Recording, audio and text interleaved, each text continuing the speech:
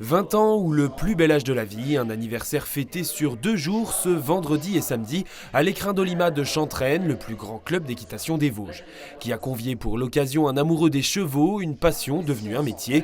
Jean-François Pignon, ce dresseur-éducateur, apprend lors de stages à parler cheval, à instaurer une nécessaire hiérarchie et tout débute par un bonjour. On est d'accord? Je suis là pour dire bonjour aux chevaux, uniquement.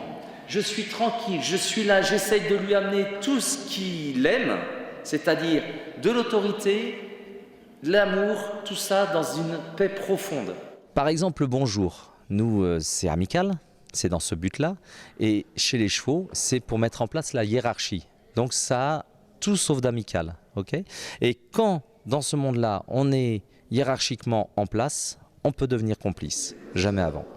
Et pour ce spécialiste des équidés, il faut apprendre les codes. Une relation se nourrit également de l'amour que le cavalier porte à son cheval et qui fera de l'humain un dominant protecteur. Chose évidente qu'ils mettent en place, c'est tu n'es pas subtil, tu en fais trop, des fois tu en fais pas assez. Enfin voilà, il y a une espèce d'équilibre à trouver.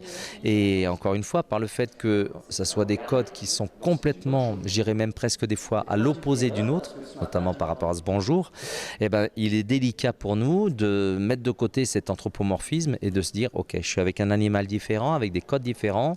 Si je l'aime, je respecte ses codes.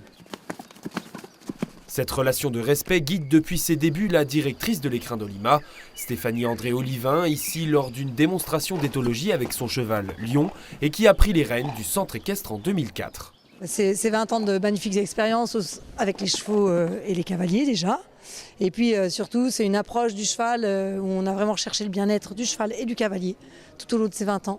Avec des grosses spécificités qu'on a acquis dès le début et qui ont mené tout au long cette vie de club et qui en font un club très particulier dans l'approche du cheval. Les animations et spectacles de l'Écrin d'Olima ne seraient pas possibles sans l'engagement des bénévoles.